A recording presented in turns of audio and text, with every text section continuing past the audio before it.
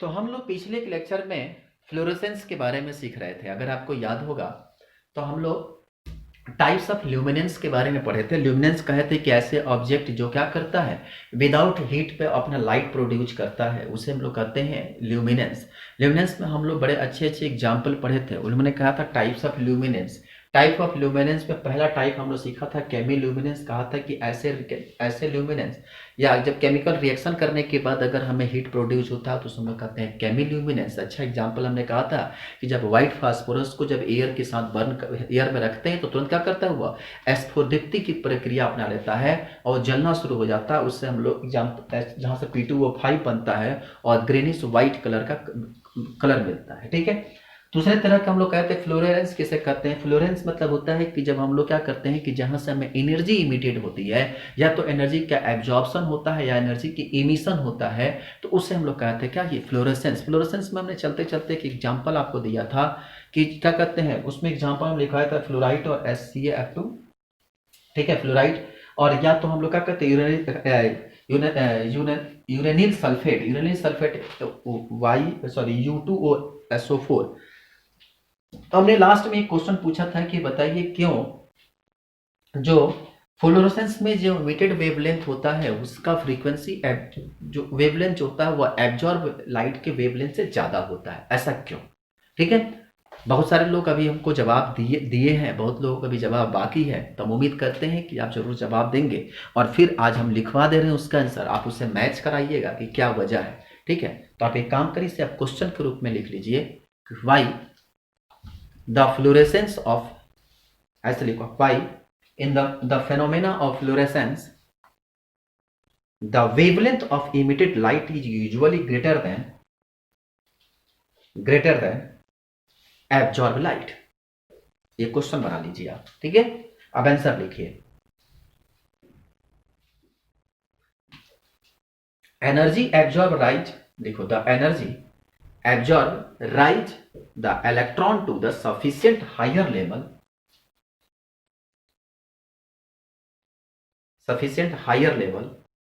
but the return of the excited electron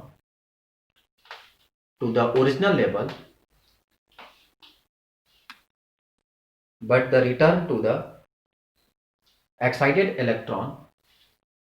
level take place in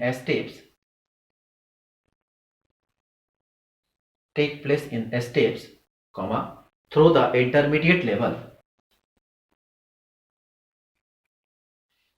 या ये काम करिए, इसको आप ऐसे लिखिए, क्या लिखे हैं, the energy absorb raise the electron of higher level but return to excited electron original level take place in steps through the intermediate level। सही है, लिखिए the energy thus produced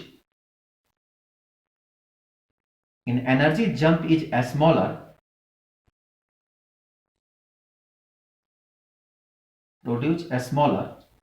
hence the wavelength of light emitted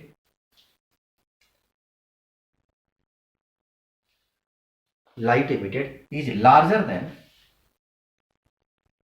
of the absorbed light। कहानी क्या है? कुछ नहीं समझना है, देखो कहानी क्या है। अगर मान लो यहां पे अगर कोई इलेक्ट्रॉन है अपने ऑर्बिटल में, यहां पर इलेक्ट्रॉन है, ठीक है, सपोज करो अगर इलेक्ट्रॉन यहां से जंप करके यहां भाग जाए, सपोज करो ये पहला, दूसरा या तीसरा या चौथा घर है, अगर ये इलेक्ट्रॉन यहां से प्रोड्यूस जंप करके यहां जाएगा तो ऐसी स्थिति में इसकी एनर्जी इमिटिंग लाइट होगी काफी हाई होगी ना, क्योंकि इसको काफी हाई इलेक्ट्रॉन एनर्जी दिया गया है, और ऐसी स्थिति में जो स्पार्किंग होगी काफी हाई होगी, जो इमिटिंग लाइट की वेवलेंथ होगी काफी ज्यादा होगी। अब एक बार इसको हम इलेक्ट्रॉन दे दिए तो वो भाग से जंप करके यहां भाग गया, लेकिन अब एनर्जी जब कम होता जाएगा तो ये जरूरी नहीं है कि इलेक्ट्रॉन सीधा यहां से यहां आएगा, नहीं बेटा, ऐसा कभी नहीं होता है। ठीक है, यहां से भले ये जंप करके यहां पे चला गया, लेकिन जब इलेक्ट्रॉन की एनर्जी कम होती जाएगी तो सबसे पहले इस घर में आएगा, फिर उसके बाद इस घर में आएगा, और फिर इसके बाद इस घर में आएगा। जैसे कहते हैं कि जब इलेक्ट्रॉन जब अपने लोअर लेवल से जब हायर लेवल पर जाता है तो डायरेक्ट जाता है, लेकिन धीरे धीरे जब अपने लोअर स्टेट में आता है तो वह इंटरमीडिएट पाथ को फॉलो करते हुए आता है। यही वजह होता है कि जो लाइट की इमिटेड एनर्जी जो होती है, इमिटेड वेवलेंथ होती है, जो हाई एनर्जी मिला वो क्या होती है, हायर हो जाएगी, और धीरे धीरे धीरे धीरे धीरे क्या करेगा, वो कम होता जाएगा, कम होता जाएगा, और तब वो अपने ग्राउंड स्टेट पे आता है। समझ में आया कि इलेक्ट्रॉन कभी भी, इलेक्ट्रॉन जब अपने ग्राउंड स्टेट से जंप करके हायर स्टेट में जाता है तो ये भाग तो गया, लेकिन जब आने की बारी आएगी तो वह ऐसा नहीं होगा कि एक ही बार में इलेक्ट्रॉन सीधा गिर के ग्राउंड पर आ जाएगा, नहीं, धीरे धीरे एनर्जी लेवल कम होगा और कम होते होते क्या करेगा, नीचे आता है। आएगा समझ में? तो इसीलिए जो होता है वह इसकी इमिटेड एनर्जी जो होती है काफी ज्यादा होती है एब्जॉर्प्शन से। ठीक है, चलिए अब नेक्स्ट लिखिए फॉस्फो, चौथा तीसरा लिख लो इसका, phosphorescence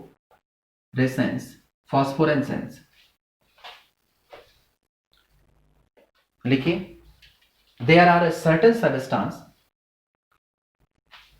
which continue to glow for some time, even after external light is cut off, such type of substance is called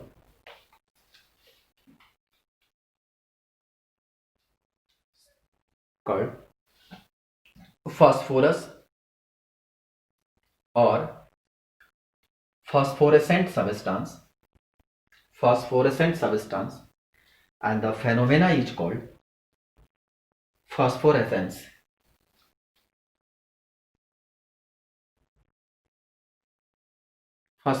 मतलब क्या कि एक बार उसमें लाइट की इमिटिंग, मतलब कि अगर उसमें मान लो कि अगर हम लाइट पास करा दें और एक बार वो जलना शुरू कर दिया, ठीक है, और उसकी लाइट कट कर दें, फिर भी वो क्या करे, लगातार जल ही रहा है, उसकी जलने की प्रक्रिया खत्म नहीं होती है। ठीक है, तो इसको हम लोग कहते हैं फॉस्फोरेसेंस। मतलब इसमें क्या होता है, ये प्रोसेस काफी स्लो प्रोसेस होता है। एक बार आग लग गया, अब धीरे धीरे जल रहा है, लाइट कट गया, कोई फर्क नहीं पड़ता है। ठीक है, तो नीचे लिखो इसमें, it has been found the फ्लोरोस, ऐसा लिखो, एंड लिखो fluorescence, phosphorence is a slow process. It is found mostly in solid because the molecules have least freedom of motion.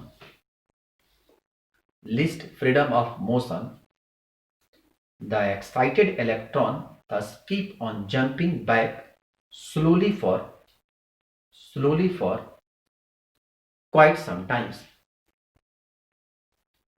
ये जनरली क्या होता है, सॉलिड में होता है, क्योंकि मॉलिक्यूल्स को मूवमेंट करने के लिए सॉलिड में क्या होता है, इलेक्ट्रॉन आपस में पकड़े रहते हैं।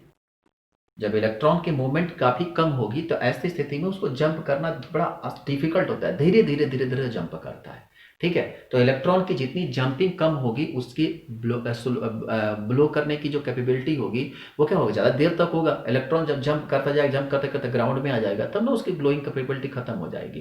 लेकिन हायर एक्साइटेड स्टेट में है, जितना वो कम जंप करेगा वो आसानी से क्या करेगा, वो उतना ही धीरे धीरे वहां तक पहुंचेगा। ठीक,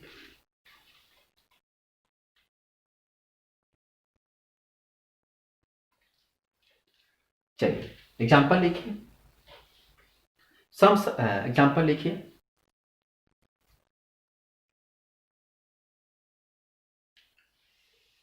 एग्जाम्पल लिखिए, zinc sulphide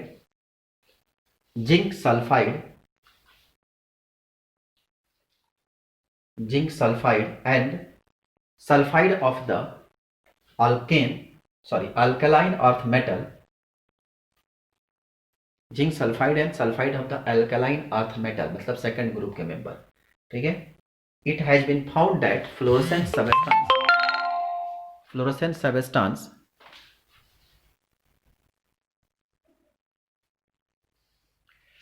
fluorescent substance become phosphorescent if fixed by suitable molecules, example by fusion with other substance,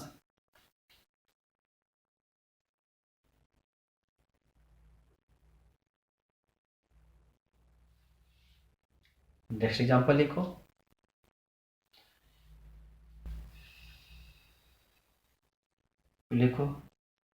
when dissolved in fuse boric acid or glycerol, boric acid and glycerol को भी क्या करते हैं, एक बार जला के छोड़ दो, मतलब एक बार उसमें जब हम लोग क्या करते हैं, एक बार उसमें जब स्फुटित की प्रक्रिया हो जाती है तो वो जल्दी खत्म नहीं होता है, ठीक है। तो ग्लिसरॉल एक अच्छा एग्जाम्पल इसका होता है। चलिए यहां तक तो हम लोग सीख लिए। अब इसके बाद अगला टॉपिक है एक्साइटेड ऑफ इलेक्ट्रॉन। हेडिंग डालिए एक्साइटेशन ऑफ इलेक्ट्रॉन, हेडिंग डालिए एक्साइटेशन ऑफ इलेक्ट्रॉन।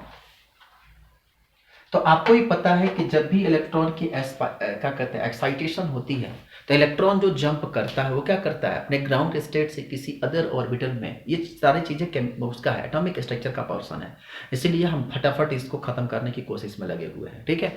इलेक्ट्रॉन जब भी वो जंप करता है, अगर ये ऑर्बिटल है तो ऑर्बिटल में क्या करता है कि इलेक्ट्रॉन जो है वह अपना जब भी वो जंप करेगा तो या तो फर्स्ट स्टैंडर्ड में या तो सेकंड में या तो थर्ड में, हर इलेक्ट्रॉन जो होता है अपने एनर्जी के लेवल के आधार पर वह एक्साइटेड स्टेट को चेंज करता है, मतलब अपने ऑर्बिटल को चेंज करता है, ठीक है।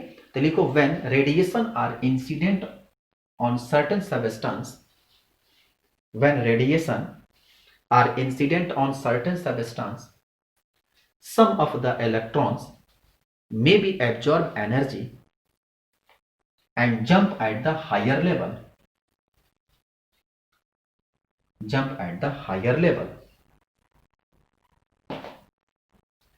the electron may be returned to the ground state or may bring about a chemical changes, ठीक है। तो कहा कि इलेक्ट्रॉन क्या करता है कि जैसे इसको एनर्जी दी जाती है वह अपना स्टेट चेंज करके दूसरे स्टेट में चला जाता है, दूसरे घर में चला जाता है, उस घर को हम लोग कहते हैं उसका एक्साइटेड स्टेट, ठीक है। और इतना ही नहीं, अब जैसे जैसे एनर्जी, अब जरूरी नहीं है कि उसको घर मिल गया तो एनर्जी मिल गया तो क्या करेगा वहीं पर पैक रहेगा, अगर एनर्जी उसको बराबर कंटिन्यूटी में मिलता गया तब तो उसमें रहेगा। सिंपल तरीका समझो ना, अगर तुम मान लो कि अपने घर से गुस्सा हुए, ठीक है, और घर से गुस्सा होकर भाग गए बाहर, या किसी कंपनी में काम कर रहे हो और कंपनी में काम करने के दौरान तुमको डायरेक्ट दूसरे कंपनी वाले तुमको पर बुला लिए और उससे अधिक लेवल पर तुमको बुलाए तो तुम्हारा पैसा क्या कर गया, बढ़ गया। या सेम कंपनी में, सिमिलर समझो, सेम कंपनी में अगर तुम काम करते हो तुम्हारा डायरेक्ट प्रमोशन कर दिया जाए तो तुम्हारा प्रमोशन करेंगे तो कब प्रमोशन होगा, तो मतलब क्या हुआ कि जिस लेवल में तो थे उस लेवल से तुम हायर लेवल पर आ गए, इसका मतलब कि तुम्हारा एनर्जी का लेवल क्या कर गया, बढ़ गया, अनेक पगार बढ़ गया। अरे मुद्रा पैसा नहीं बुझाता तो क्या, पैसा क्या कर गया, बढ़ गया। अच्छा पैसा लेवल बढ़ गया तो मतलब कि तुम्हारे एनर्जी के लेवल बढ़ गया। अगर वहां पे जाके बेटा अगर काम तुमने उस लेवल पर नहीं किया, ठीक है, और कंपनी तुमको पैसा देती गई या तुमने काम नहीं किया तो फिर क्या करेगा, कहेगा चल चल नीचे चल, फिर तुमको क्या करेगा, नीचे ले आके गिरा देगा। तो अगर उस लेवल पर एनर्जी अच्छा मिलता गया, आप सिस्टम को आप एनर्जी देते गए, आपको एनर्जी सिस्टम देती जाएगी, तब तक तो काम अच्छा है। लेकिन जैसे ही क्या होगा, आपने काम करना कम कर दिया तो एनर्जी क्या करेगा, घटेगा, और जैसे सिस्टम का एनर्जी घटेगा तो ऐसी स्थिति में क्या करेंगे, आप सीधा जहां पे थे या तो आप यहां से यहां आएंगे, फिर यहां से यहां आएंगे, यहां से यहां आएंगे। तो इसे कहते हैं प्रमोशन और डिमोशन, अपनी भाषा में समझो, ठीक है। अगर पगार अच्छा मिला, पैसा अच्छा मिला, एनर्जी अच्छा मिला, बग गए दूसरे फील्ड में, वहां गए, वहां काम नहीं किया तो मारेगा भड़ाक से, अगर चल पीछे पीछे क्या करेगा, यहां पर आकर पहुंचा देगा, ठीक है। तो इसे कहते हैं, अब देखो सबसे बड़ी चीज होता है कि जो मूवमेंट होती है ना उसको हम लोग कहते हैं स्पिन मूवमेंट, ठीक है। आप पढ़े हो ना spin quantum number, spin quantum number में क्या होता है, एस और एस पॉजिटिव और एस निगेटिव। अगर इलेक्ट्रॉन जब कहता है क्लॉकवाइज रोटेशन करता है तो वो पॉजिटिव 1/2 होता है, और एंटी क्लॉकवाइज रोटेशन करता है तो निगेटिव 1/2 होता है। एटॉमिक स्ट्रक्चर तो पढ़े हो ना, वे बकलोल तुम्ही से पूछ रहे हैं, एटॉमिक स्ट्रक्चर तो पढ़े हो ना, ठीक है? नहीं पढ़े हो तो पढ़ लेना, तभी ये समझ में आएगा, नहीं तो कहीं से मुंह बैठ के देखते रह जाओगे, ऐसे देखोगे सब पढ़ा क्या रहे हैं, कुछ समझ में नहीं आएगा तुमको, ठीक है? तो इसीलिए एटॉमिक स्ट्रक्चर थोड़ा सा कंसेप्ट को समझ लेना। तो इलेक्ट्रॉन क्या करता है? जंप करता है। तो यहीं पर एक टर्म आता है, हम लोग कहते हैं स्पिन मल्टीप्लिसिटी। नाम क्या होता है उसका? Spin multiplicity. स्पिन मल्टीप्लिसिटी जो होता है 2s+1। यहां पर एक फॉर्मूला याद रखना कि स्पिन मल्टीप्लिसिटी का फॉर्मूला होता है 2s+1, ठीक है? जहां s जो होता है वो total number of electron spin होता है, s जो है वह total number of electron spin होता है, ठीक है? तो याद रखेंगे यहां पर स्पिन s जो होता है वह दो भाग में बढ़ता है, +1/2 और -1/2। पढ़े हो ना? +1/2 और -1/2, ठीक है? तो हमेशा अगर क्लॉकवाइज में होगा तो क्या लिखेंगे? क्लॉकवाइज में होगा तो वो पॉजिटिव होगा, क्लॉकवाइज होगा तो पॉजिटिव होगा, और एंटी क्लॉकवाइज होगा तो कैसा होगा? नेगेटिव होगा, ठीक है? तो इस चीज को हमेशा याद रखेंगे। स्पिन मल्टीप्लिसिटी पर ही यह जनरली जो होता है वह डिसाइडेड फैक्टर के रूप में काम करता है, ठीक है?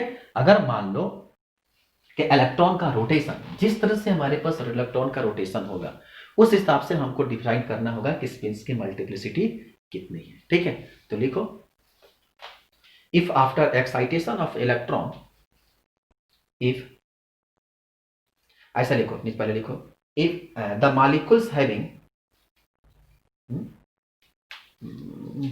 थोड़ा सा और ऊपर से आएगा, चलो ठीक है, लिखो, if the molecules having spin multiplicity 1, spin multiplicity 1 is said to be singlet ground state। मतलब वो एलिमेंट कहां पे है? यहां पे है,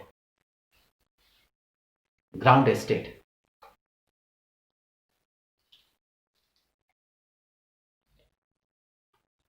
ठीक है? सिंगलेट ग्राउंड स्टेट लिखो। After irradiation, again iridation, again suppose the electron in the excited singlet has opposite spin, the spin neutralize। अगर अपोजिट स्पिन में होगा तो क्या होगा? एक पॉजिटिव और एक नेगेटिव, मतलब एक प्लस में और एक क्या? माइनस में, तो दोनों की वैल्यू कितनी हो गई? s की वैल्यू हो गई 0, अपोजिट s इक्वल टू 0। मतलब एक डब्बा है जहां पर एक इलेक्ट्रॉन पॉजिटिव एक इलेक्ट्रॉन नेगेटिव, ऐसी स्थिति में क्या होगा? एक पॉजिटिव एक नेगेटिव, मतलब यहां पर स्पिन मल्टीप्लिसिटी एटम, ये पढ़ाए थे आपको वहां पर भी, जब आप थर्ड ईयर में हो ना, थर्ड ईयर का जब हम इनऑर्गेनिक केमिस्ट्री पढ़ाए थे तो वहां पर भी हम लोग सीखे थे स्पिन मल्टीप्लिसिटी के बारे में, ठीक है? पढ़ लेना जाकर, पीछे के चैप्टर इनऑर्गेनिक में पढ़ाया गया है कि जहां s, इसको कितना कैलकुलेट करोगे? +1/2 और -1/2 जोड़ोगे, कितना आएगा? +1/2 -1/2 इक्वल टू 0, ठीक है? हमारा मुंह मत देखो, पीछे के लेक्चर बनाया दिया गया उसमें पढ़ लेना, तभी समझ में कुछ आने वाला है, ठीक है? तो यहां से अगर जो अपोजिट होगा तो वहां से s इक्वल टू 0 होगा, तो यहां से स्पिन मल्टीप्लिसिटी कितना आएगा? कितना होगा? 2s+1, तो 2s की वैल्यू कितना हो गया? s की वैल्यू 0 + 1, तो कितना आ गया इसका? स्पिन मल्टीप्लिसिटी आ गया 1। तो लिख लो, स्पिन मल्टीप्लिसिटी 1 है। तो ओह शट, ठीक है, ठीक है, ठीक, 1। It is called singlet excited state of molecules. आगे लिखो नेक्स्ट पॉइंट में, if after excitation of molecules the electron occupy different orbital of similar pattern. ध्यान रखें, different orbital of similar pattern. अगर इलेक्ट्रॉन जो है वो different state of similar pattern, मान लो कि वो क्लॉकवाइज दिशा में, यहां पर ये क्लॉकवाइज दिशा में घूम रहा है, यहां पर भी जो है, यहां पर भी वो क्लॉकवाइज और यहां पर भी क्लॉकवाइज में घूमता है, तो ऐसी स्थिति में क्या होगा, 1/2 प्लस 1/2 इजिकल टू कितना, 2 यानी 1 आ गया। ठीक है, तो यहां से S is equal to multiplicity spin multiplicity क्या होगा, 2s प्लस 1, तो 2 इंटू 1 प्लस 1 यानी कितना आ गया, 3। तो इसे हम लोग कहते हैं ट्रिपलेट एक्साइटेड स्टेट। क्या बोलेंगे इसका हम लोग, triplet excited state.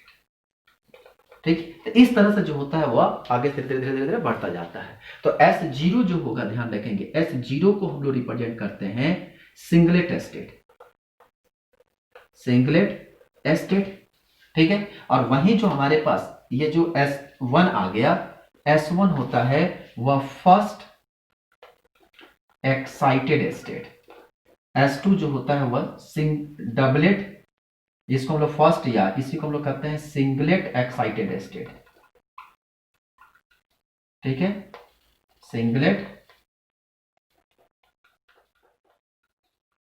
Excited state, इसको हम लोग कहते हैं doublet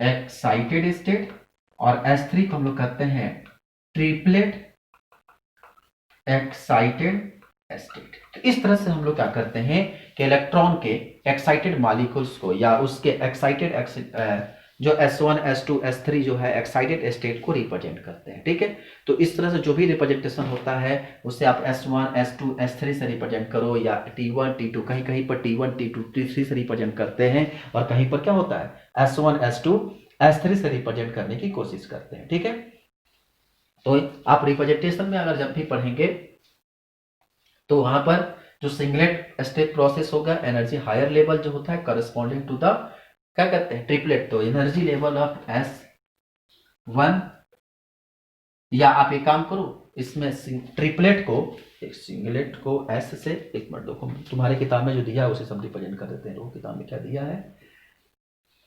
C1 singlet excited state denoted by S1 S2। एक काम करो, सिंगलेट एक्साइटेड स्टेट को रिप्रेजेंट करते हैं, सिंगलेट को S0। एक मिनट, लोग तुम्हारा जो बुक में लिखा है उसी को हम बढ़ा देते हैं। ठीक है, ग्राउंड स्टेट में अगर होता है, ग्राउंड स्टेट में अगर सिंगलेट है, सिंगलेट एक्साइटेड लेवल है, ठीक है, क्योंकि तुम्हारी किताब में रहेगा वो चीजें तुम सही से समझोगे, एक्साइटेड लेवल है तो उसे हम लोग S0 से रिप्रेजेंट करेंगे। ठीक है, अगर ग्राउंड स्टेट में है, तो अगर फर्स्ट एक्साइटेड स्टेट में है, ठीक है, तो उसे हम लोग S1, तो ध्यान रखेंगे इसे हम लोग सिंगलेट एक्साइटेड बोलेंगे। तो जहां पर आपका सिंगलेट एक्साइटेड होगा, ठीक है, वो होगा S1 S2 S3, ये first excited state, second excited state, third excited state. ठीक है, एक्साइटेड स्टेट है ये सिंगलेट एलिमेंट। ठीक है, और वही ट्रिपलेट के लिए अगर बात करें, ट्रिपलेट के लिए तो वहां पर हम रिप्रेजेंट करेंगे T1 T2 T3। ठीक है, तो ये T1 T2 T3 first excited state में triplet, second excited state, third excited state. मतलब ये जरूर देखो, ये फर्स्ट का मतलब हुआ कि मान लो कि फर्स्ट एक्साइटेड स्टेट में दोनों इलेक्ट्रॉन क्या एक डायरेक्शन में मूव कर रहा हो, ठीक है, सेकंड में दोनों इलेक्ट्रॉन एक तरफ मूव कर रहा हो। तो इस तरह से हम लोग, तो जब भी हम लोग रिप्रेजेंटेशन करेंगे ध्यान रखेंगे एक्साइटेड स्टेट का जो एनर्जी लेवल होता है वह हमेशा, तो लिख लो any singlet excited state, any singlet excited state higher energy than corresponding triplet excited state, corresponding triplet excited state हमेशा सिंगलेट का जो होता है वह ज्यादा होता है, फर्स्ट स्टेट में सिंगलेट, फर्स्ट स्टेट में ट्रिपलेट। ठीक है, इसी तरह से ES2 ET2 ES3 ET3, ये मत काम करना, यहां से ES1 और ET2 कंपेयर कर देना, बड़े मार मारेंगे। कहा ना करस्पॉन्डिंग एलिमेंट के बारे में बताते हैं। ठीक है,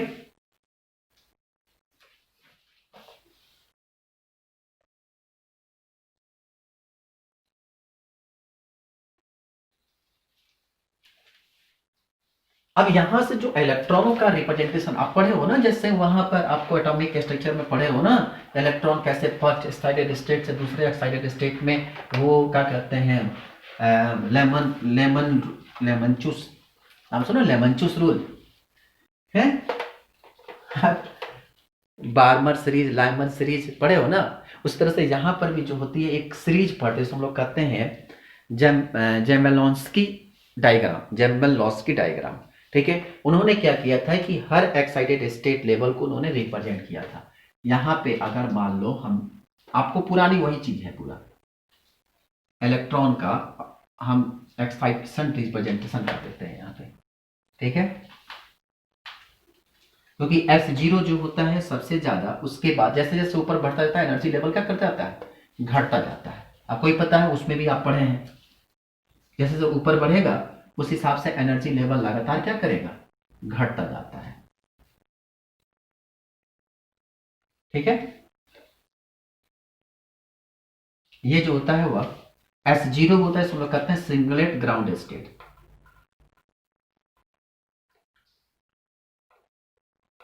ठीक है, सिंगलेट ग्राउंड स्टेट। अब यहां से शुरू होता है एब्जॉर्प्शन। तो सबसे पहला एब्जॉर्प्शन, ठीक है, ये है आपका S2 सॉरी S1 S2 और ये है आपका S3। चलो कहते हैं singlet excited state, singlet excited state. ठीक है, अब इसके बाद यहां से आता है क्या कहते हैं, ट्रिपलेट एनर्जी। ट्रिपलेट एनर्जी जो है ये आपका है T1, हम कलर चेंज कर देते हैं,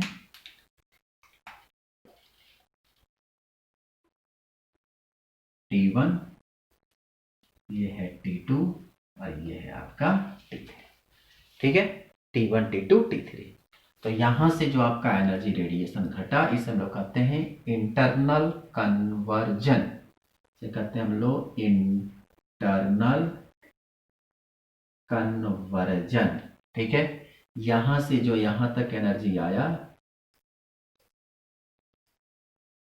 इसे भी हम लोग कहते हैं इंटरनल कन्वर्जन।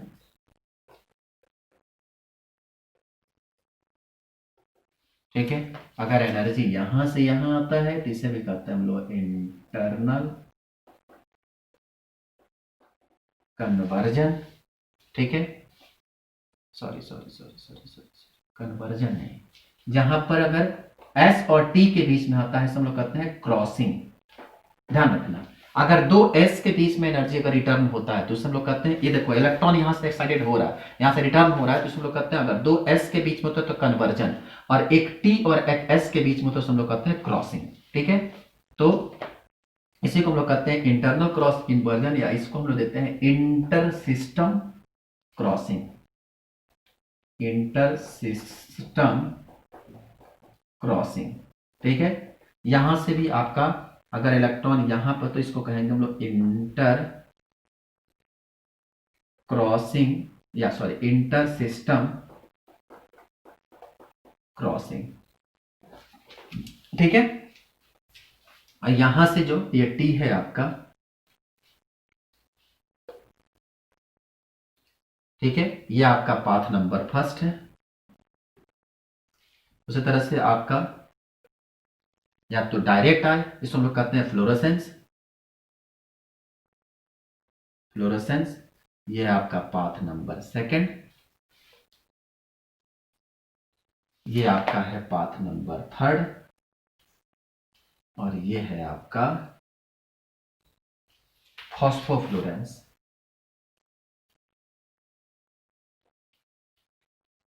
ये आपका है पाथ नंबर 4।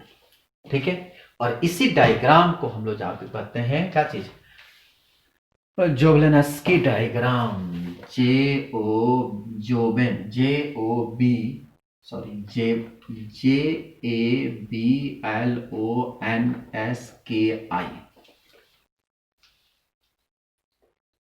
ठीक है, जोवेलेंस्की DIAGRAM ग्राम्स। डायग्राम्स, ठीक है, डायग्राम्स नहीं डायग्राम, ठीक है, बना लो इसको। बहुत ये एग्जाम में डायरेक्ट रूप से जो है वो पूछ लिए जाते हैं, इसलिए ये थोड़ा सा इंपॉर्टेंट डायग्रामों में आता है, ठीक है। चलो बन गया, नोट करके लिखो।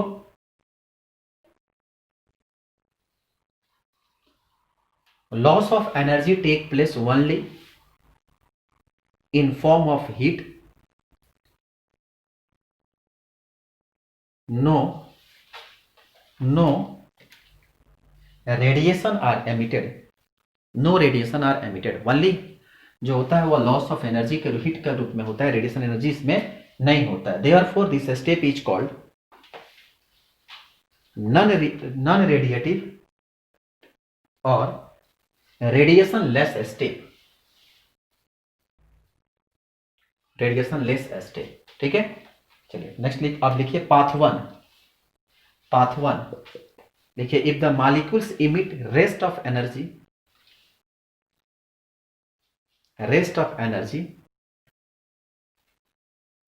in form of heat,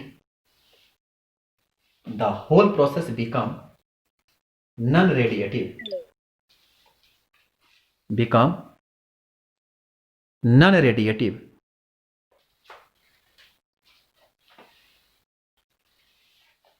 so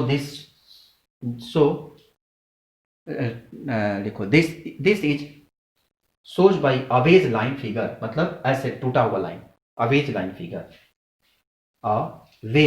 wavy ऐसे लिखो, so it's represent by wavy line, WA not baby, wavy line, wave line, WAVY, wavy line in the figure. ये क्या कर रहा है, ये जो है नॉन रेडिएटिव एनर्जी को रिप्रेजेंट कर रहा है, मतलब इसको जो इसमें से क्या हुआ था, हीट इसमें से प्रोड्यूस नहीं होता है। नेक्स्ट लिखिए path 2, if the molecules lose energy in the form of radiation, यहां पे एनर्जी जो लूज हो रहा है वो हीट के फॉर्म में होता है, ध्यान रखेंगे, इस बात को याद रखिएगा। जहां वेवी लाइन रिप्रेजेंट करता है, वेव जैसा होता है, वह हीट के फॉर्म में एनर्जी लूज करता है, और ये रेडिएशन के फॉर्म में एनर्जी लूज करता है। जहां रेडिएशन के फॉर्म में होगा वह स्ट्रेट लाइन रिप्रेजेंटेशन होगा, और जहां पर हीट के फॉर्म में होगा वह वेव लाइन में होगा। तो नेक्स्ट लिखो इसमें, if the molecules lose energy in the form of radiation to reach the ground state, it is radiative radiation, it's represented by a straight line, it's represented by a straight line। Path third लिखिए, it may sometime so happens that sometimes some energy is lost in moving from first excited state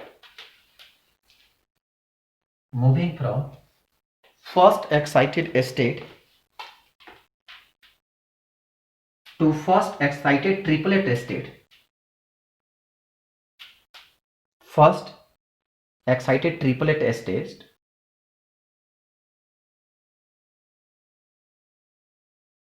in the form of heat,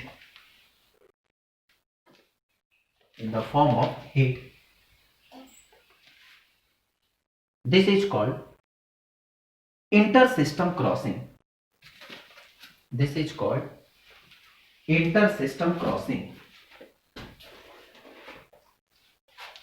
intersystem crossing, and is a non-radiative state।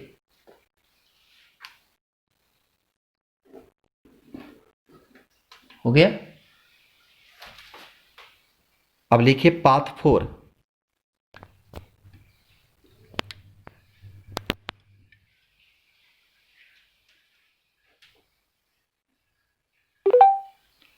लिखिए, after reaching first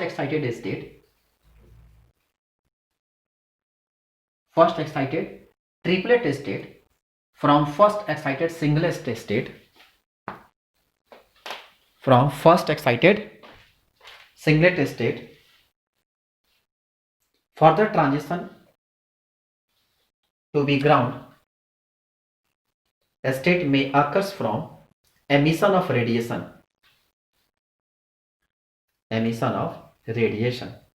Thus path 4 is radiative state.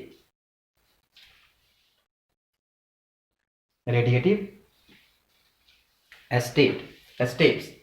It represents the phenomena of phosphofluorescence.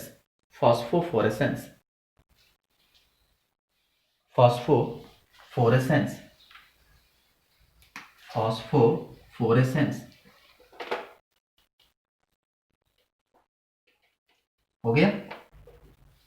चलिए अब इसके बाद heading डालिए photosensitisation.